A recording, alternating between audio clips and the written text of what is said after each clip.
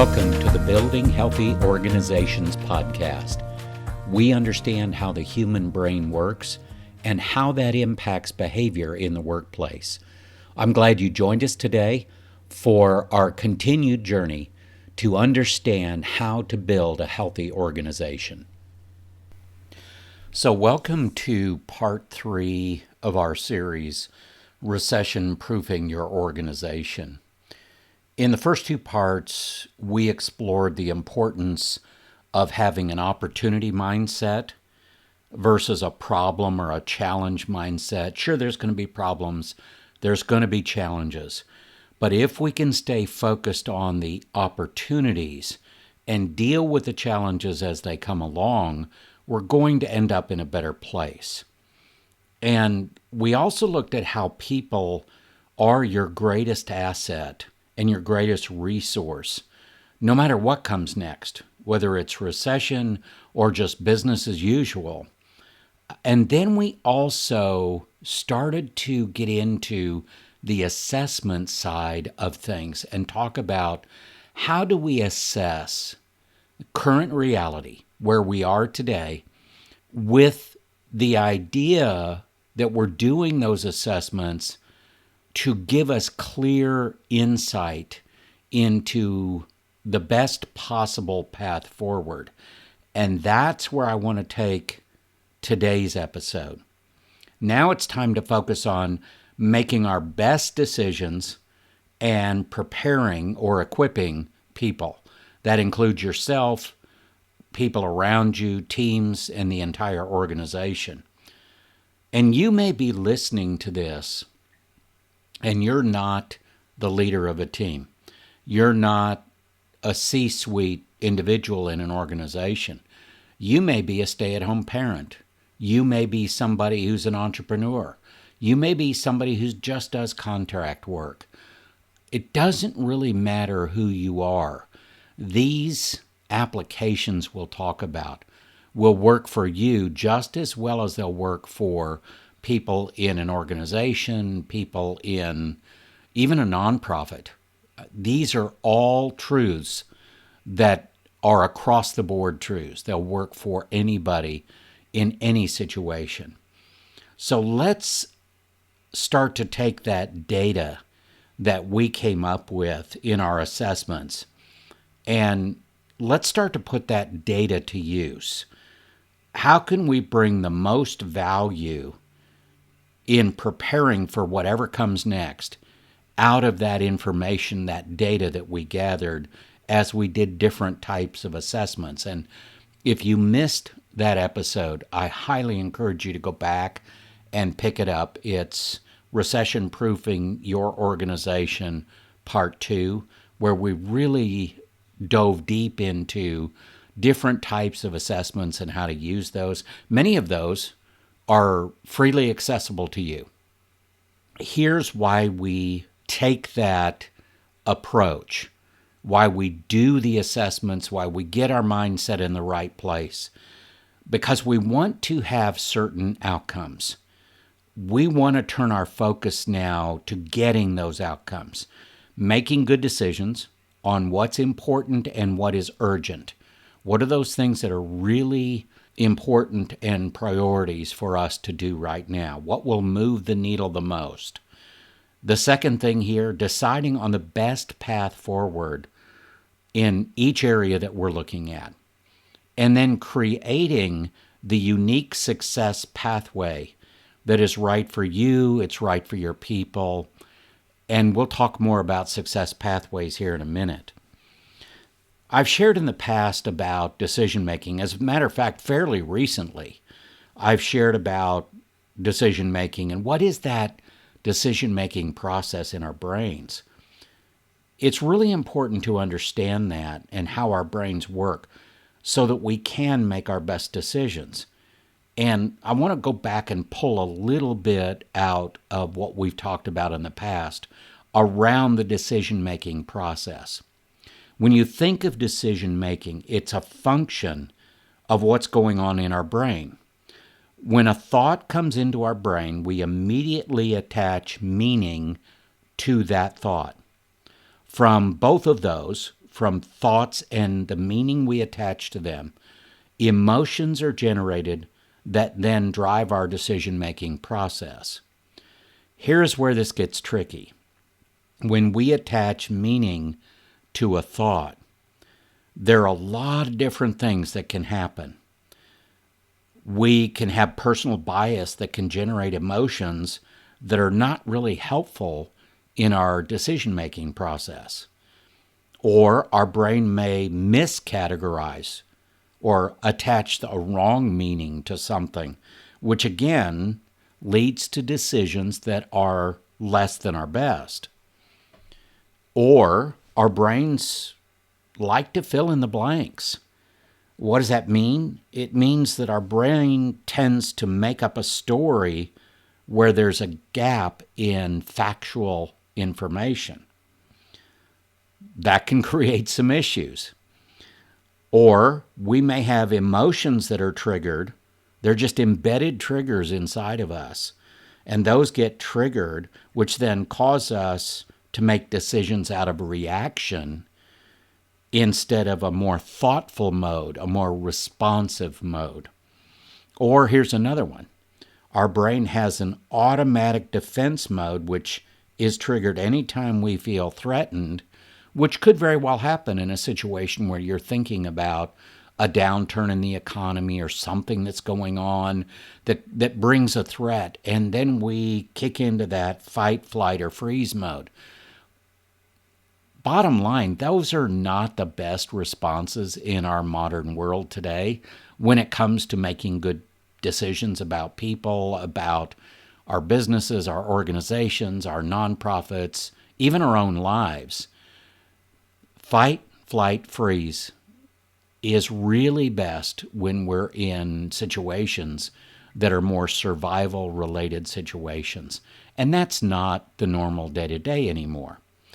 So you can see that decision-making has a lot of things that are going on, a lot of different moving parts. How are you dealing with the emotional drivers that are embedded in your decision-making? Are you aware of them? Do you recognize your own patterns?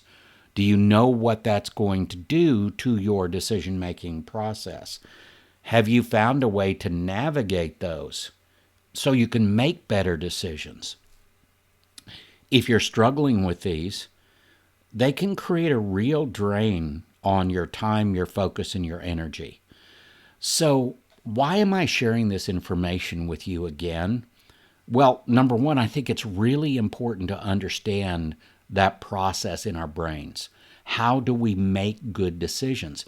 Because decisions are a huge part of planning and trying to prepare for an uncertain future. And bottom line, every future is uncertain. We don't know what's going to happen tomorrow or the next day or next week or next month. So it becomes very important that we understand how to make our best decisions so that we can make our best plans, and then just realize we need to be agile and flexible as things change. And our world is changing on a regular basis. I think we can all agree to that. When we start to make decisions that lead to plans, that lead to spending money or using up resources, we need to make our best decisions because there's a lot at stake. The better we understand how we make decisions and what our pitfalls might be individually, the better decisions we're going to make overall.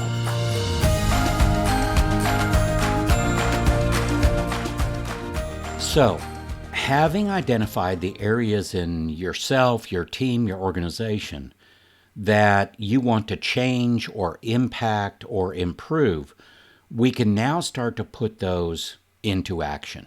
Turn that data into action.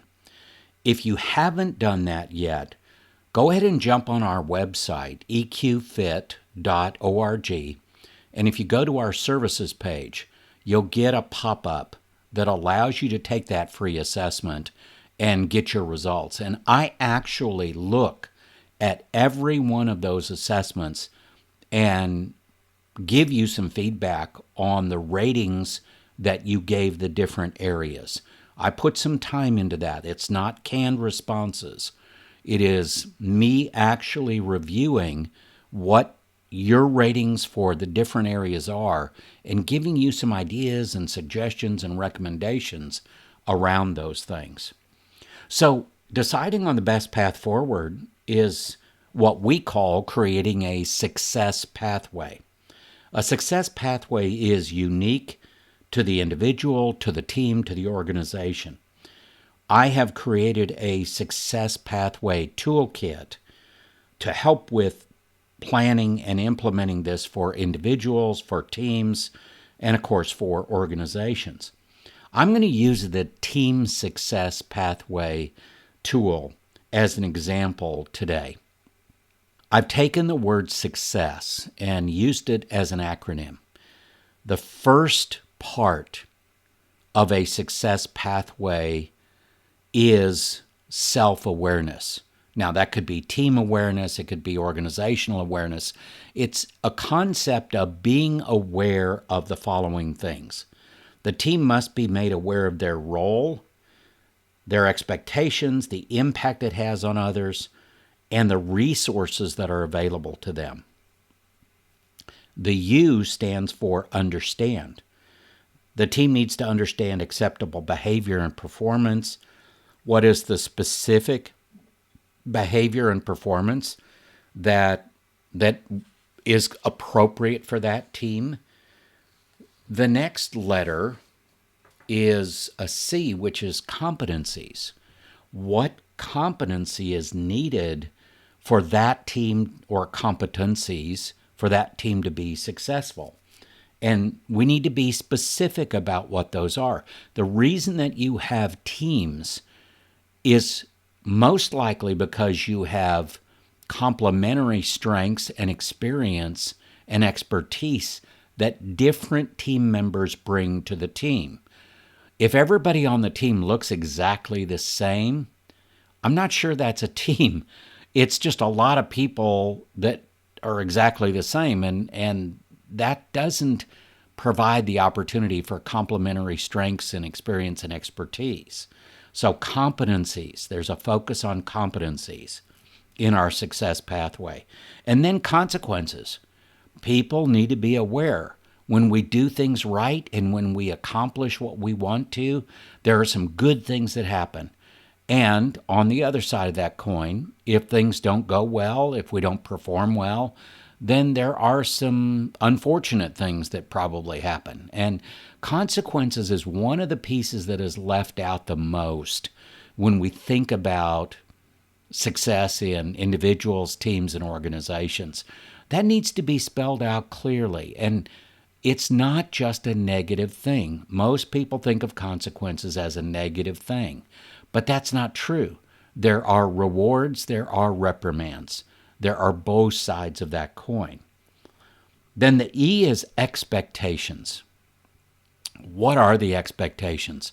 What are the goals? What are the KPIs? What do we need to achieve as a team? And delineating that very, very clearly. The next is, the first S at the end of the word success, is schedule. We need to schedule regular time to get together as a team, to coach the team and individual team members, and to provide the resources that are necessary, ask the right questions, answer questions that are asked of us. That we need to schedule that time to do that, because doing it just as it happens generally ends up as, we have a problem, now we have to fix it. And then all kinds of things can cascade out of that are not desirable. The last S in the word success stands for supervise. How are we going to supervise the team performance? What does that look like? Are there specific measures in place? Are there things that we can do? And again, all of this could be applied to an individual. It could be applied to yourself. You might decide to create a success pathway for yourself in anything that you want to do in life. all of these elements apply in the same way that they do in business or nonprofits or to individuals, teams, and organizations. So, how are you going to ensure that the individual, the team, the organization achieves its goals? How will you supervise that process? So, this is just one of the proprietary tools that we've created to help our clients, to help other people, to help the participants on our online courses. And it has been a very effective tool. We've got a lot of very positive feedback. One of the most difficult things to do is to create success pathways for people.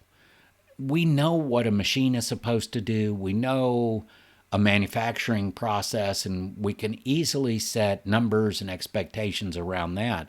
But how do you do that for your people? How do you do something that is really, truly measurable, actionable, and we can track progress? Well, this is how you do it. You make it super, super clear on what the expectations are and everything surrounding that, so people can be successful. People want to have visibility into how they can be successful, how they're progressing on that success pathway, and they want to celebrate it when they reach a successful conclusion of some kind. These tools, this focus, helps us now to understand how do we prepare or equip ourselves and our teams and our organizations for what comes next.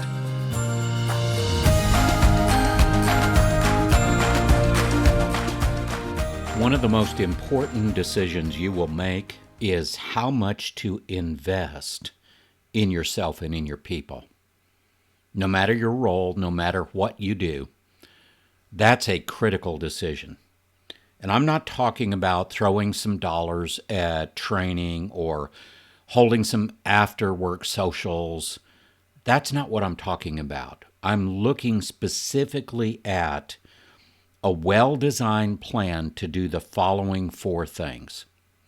Number 1, engage people in the changes or improvements that will make a difference, that will make a positive difference. Number 2, align people around the right success pathway, the plan for moving forward and achieving success. Number 3, equipping everyone so they have the tools, the skills, and the resources they need. Number 4, sustaining that success through an intentional and ongoing review and refinement process. Those 4 steps are part of a very successful change process developed by a very good friend of mine, Larry Solomon, who has written a book, TMA, Translate, Motivate, Activate. Larry was the Chief People Officer at Dr. Pepper Snapple and created this change process that took them to the top of the profitability charts in their industry for year after year after year. We have gotten together and worked on a project or 2 together, and we are looking forward to doing more of these large change projects for people who are really interested in making the changes needed in their organization. This leads us to a very important part of our focus for today. If we expect to get more out of people without investing in them, it's kind of like expecting to see your bank account grow without making deposits. The more that we can invest in equipping ourselves and our people, the more return on that investment we're going to see. How we invest is going to make the difference in how much impact we get out of that. What do I mean by that? Here are 5 questions I ask myself or I ask other people when they're thinking about investing in their people. Number one, is the individual willing to fully engage in the equipping process? If you're going to invest in yourself or someone else, is that person willing to fully engage in doing the work necessary to grow and develop and become better equipped? Number two, what new skills will this effort develop in that individual? Number three, how will the equipping enhance performance, competencies, or capacity? Number four, is the equipping in alignment with team and organizational goals? Or if it's you as an individual, is it in alignment with your life goals? Does it make sense? Does it align with who you are and where you want to go? And number five, what actual value will the equipping bring, and in what time frame? I think it's important to look at those 5 questions when we're thinking about investing in people. And I'm not saying don't invest in people if you don't get good answers to those questions. What I'm saying is find a better equipping process, find better tools, find better training, find better developmental processes for yourself or for these people. Now, this may seem like a lot to take in, and it probably is. However, if you're willing to invest some time and energy to go through this process and make these decisions, assess what needs to be assessed, and create plans, success pathways that will get you where you want to go, it's well worth the time and energy you invest in that. Here is something to consider. People are the most impactful asset any organization has. Usually what happens is when there's a downturn in the economy or recession sets in, the first thing to go is investing in people. Well, that's a problem because those are the people that are going to make the difference between thriving and just barely surviving. There is a direct correlation between how much you invest in people and how successful yourself, your team, your organization will be. Equipping your people should be the last thing to be considered cutting, because they are the ones that are going to carry the load. They are the ones that will collaborate, solve problems, serve customers. They will be the ones that innovate, and they'll be the ones that support each other and support you as you move forward, no matter what comes next. So as you prepare for what comes next, remember you're not alone. There are good ideas all around you. Engage and invest yourself and your people in a process that equips you to move forward, to create that success pathway. Become the resilient and the agile team that is ready to take advantage of opportunities no matter what comes next. Thank you for listening to this week's episode of Building Healthy Organizations by EQ Fit. We do understand how the human brain works and how that impacts behavior and performance in the workplace. We also love hearing your suggestions and ideas. If you have a topic you'd like us to cover, please send us an email at info@gscfit.com. For more information and inspiration, check us out on YouTube, Facebook, LinkedIn, and of course our website, eqfit.org.